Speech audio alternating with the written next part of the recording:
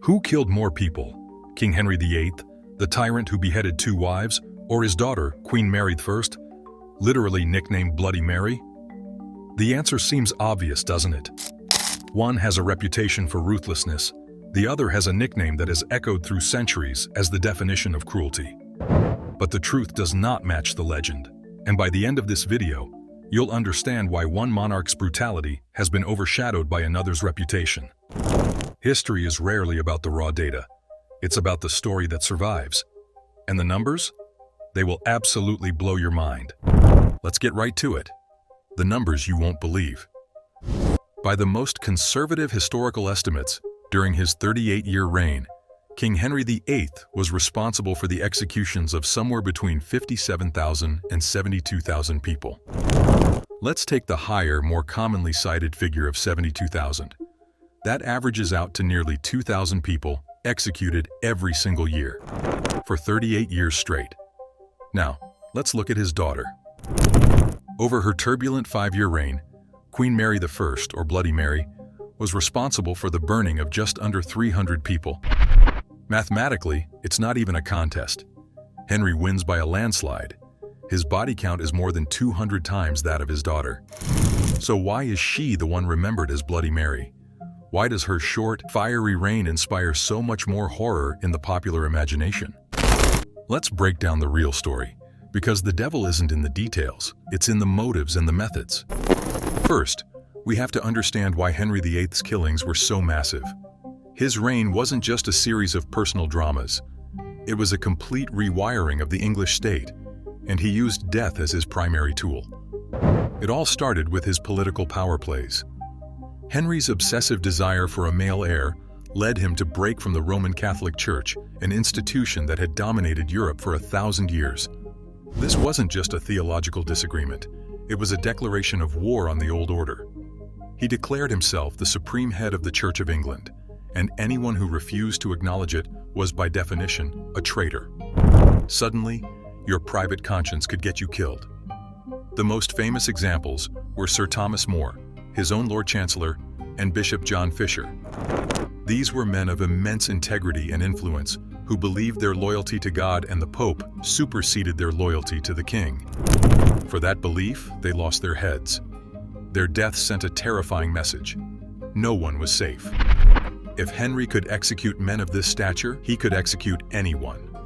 But high-profile executions were just the tip of the iceberg. The real numbers swelled during the dissolution of the monasteries. Between 1536 and 1541, Henry systematically seized the immense wealth and land of England's monasteries, effectively destroying a central pillar of Catholic life and power. This triggered widespread outrage and resistance, culminating in the Pilgrimage of Grace. This was a massive popular uprising in the north of England, where tens of thousands of common people rose up to protest the king's religious changes and economic policies. The rebellion was so large, it genuinely threatened Henry's throne. His response was a masterclass in Tudor ruthlessness. He sent a delegation to meet the rebel leaders, including the charismatic lawyer Robert Aske. He promised them full pardons and a parliament to address their grievances. Believing their king, the rebels dispersed. But a promise from King Henry VIII was worthless. Once the threat had passed, he declared them all traitors, rounded up Aske and over 200 other leaders, and had them brutally executed. His motive was crystal clear: consolidate power, eliminate all threats, and take the money. Then, of course, there was killing for pure convenience. We all know the rhyme: divorced, beheaded, died, divorced, beheaded, survived. 2 of his 6 wives, Anne Boleyn and Catherine Howard, were executed on charges of treason and adultery. The evidence against both was flimsy, likely fabricated, and extracted through torture. In reality, their greatest crime was failing to please the king.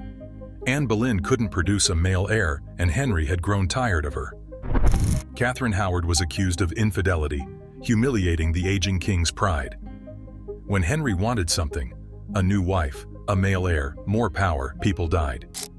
The entire legal system, from the courts to the executioner's axe, became a personal weapon in his arsenal.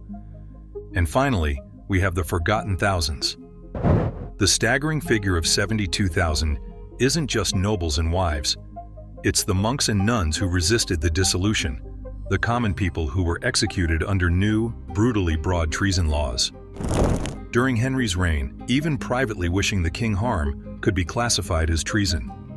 Vagrancy laws were so harsh that being unemployed and homeless could lead to execution. Henry's brutality was systematic, wide-ranging, and woven into the fabric of the state. It was so constant that it became normalized, viewed not as tyranny, but as the necessary, violent work of statecraft. So, if Henry's body count dwarfs Mary's, why isn't he remembered as Henry the Bloody? Why does his daughter carry that title? The answer lies in the differences of method, motive, and most importantly, memory. Now we turn to Mary Stuart's 5-year reign of fear. When she came to the throne in 1553, she had one mission: reverse her father's Reformation and restore Catholicism to England. Unlike Henry, who killed for power, land, and ego, Mary believed she was on a divine quest. She saw herself not as a tyrant, but as a spiritual surgeon, removing the cancer of heresy to save England's eternal soul. In her mind, burning a few hundred heretics on earth prevented thousands from eternal torment in hell. Her persecutions were highly targeted. Henry killed rebels, rivals, and wives. Mary's victims were almost exclusively religious dissenters. She went after leaders of the Protestant faith, the architects of the new Church of England. Her most famous victims were the Oxford martyrs: Thomas Cranmer, who annulled her father's marriage to her mother, and Bishops Hugh Latimer and Nicholas Ridley. These weren't political executions. They were symbolic spiritual strikes meant to rip the intellectual and moral core out of Protestantism. This brings us to the most crucial factor: the horrific method. Henry's preferred execution for the upper classes was beheading, brutal but fast. Mary chose burning at the stake, the punishment for heresy, and the most terrifying public spectacle imaginable. These executions happened in town squares, forcing crowds to watch slow, agonizing deaths. Victims often choked on smoke before the flames reached them. The screams, the smell of burning flesh. It was psychological warfare, meant to terrorize the population into religious conformity. But the final blow to her reputation came after her death. Protestants who fled during her reign returned when her half-sister Elizabeth I took the throne. One was John Foxe, who in 1563 published Acts and Monuments, Foxe's Book of Martyrs. It chronicled in painful detail the Protestants burned under Mary, complete with graphic woodcuts. It became a bestseller, placed in churches, and read for generations. It didn't just portray Mary as a bad ruler, but as a monstrous, bloodthirsty agent of a cruel foreign religion. Protestants lost the battle for England during her reign, but won the war for the narrative afterward. Now, the crucial difference, the reason history remembers Mary, not Henry, as bloody. First, perception.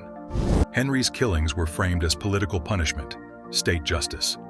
Mary's were seen as religious persecution, punishing private belief, a far more emotionally charged narrative. Second, the visual horror. A beheading is an execution. Burning alive is public trauma. The image of Cranmer thrusting his hand into the flames is far more powerful than the controlled beheading of someone like Thomas More.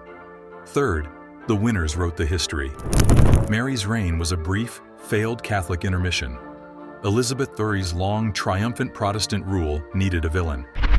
Bloody Mary became the perfect foil, making the Elizabethan Golden Age shine brighter.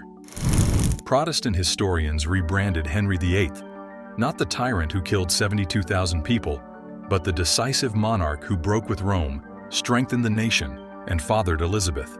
His violence became a necessary evil. Mary's became pure fanaticism. Her victims died as martyrs, not rebels, and martyrdom echoes louder than rebellion. So, who was truly bloody? By the numbers, Henry VIII, by an overwhelming margin. His reign was a prolonged, systematic application of state violence on a scale Mary never matched. But by emotional impact, symbolism, and cultural memory, the title stuck to Mary. Her cruelty felt personal, her methods were visually horrifying, and her story was written by her enemies. Here's the takeaway. History doesn't always remember the biggest monster, just the one whose cruelty was easiest to visualize, moralize, and weaponize. So, while Henry was bloodier, Mary became more infamous. What shapes historical memory more? The number of victims, the method of their demise, or the power of propaganda? Who do you think was bloodier? Respond in the comments. If you enjoy dark historical comparisons that challenge what you thought you knew, make sure you're subscribed, because the next video will blow your mind.